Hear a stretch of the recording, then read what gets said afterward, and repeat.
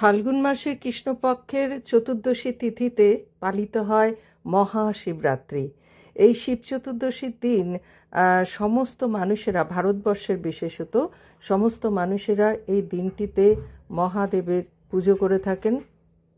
দেবাদিদেব মহাদেব খুব অল্পতেই সন্তুষ্ট, অল্প উপকরণেই শিবের পুজো করা যায়। বেলপাতা প্রধান প্রিয় বস্তু মহাদেবের, তাই বেলপাতায় চন্দন মাখিয়ে ওম নমঃ শিবায় লিখতে পারলে খুব ভালো, না হয় ওম লিখেই বেলপাতা বাবার মাথায় দেওয়া যায়, শিবলিঙ্গের ওপরে দেওয়া যায়।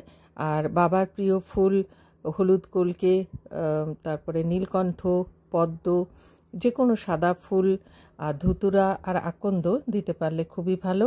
না হলে একটা পাথরের পাত্রের ওপরে অথবা তামা অথবা পিতলের থালার উপরে শিবলিঙ্গকে বসিয়ে তাকে প্রথমে পঞ্চামৃত দিয়ে আমাদের অভিষেক করতে হবে, অর্থাৎ দুধ, দই, ঘি, মধু, শর্করা দিয়ে মিশিয়ে নিয়ে তাকে স্নান করাতে হবে। তারপর গঙ্গা জল মিশ্রিত পরিষ্কার জলে স্নান করিয়ে নিতে হবে এবং সেই থালার মধ্যে নন্দী মহারাজ, ত্রিশূল, রুদ্রাক্ষ, ডমরু এবং বাসুকী নাগ দেবতাকেও বসাতে হবে এবং তাদের উদ্দেশ্যেও তিলক করে নিতে হবে, ফুল নিবেদন করতে হবে।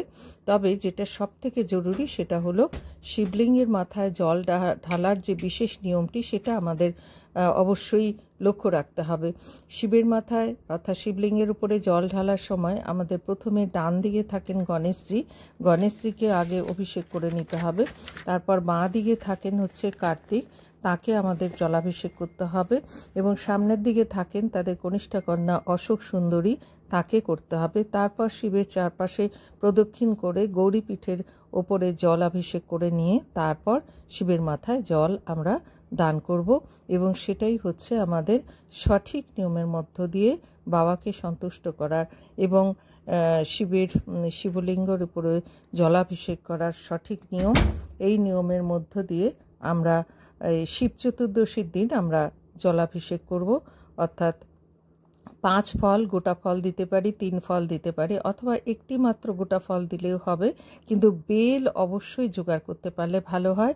আর সব থেকে ধুতুরা ফল বাবার খুব প্রিয় এবং আমরা যদি ভস্য বা চন্দনের গুঁড়ো অথবা যেটা গাঁজা ফুল যে পাতা যেটা বলা হয় সেটারও গুঁড়ো করে যদি দিতে পারি, তাহলে আমাদের বিশ্বাস যে তিনি সন্তুষ্ট হন এবং তৃপ্ত হন।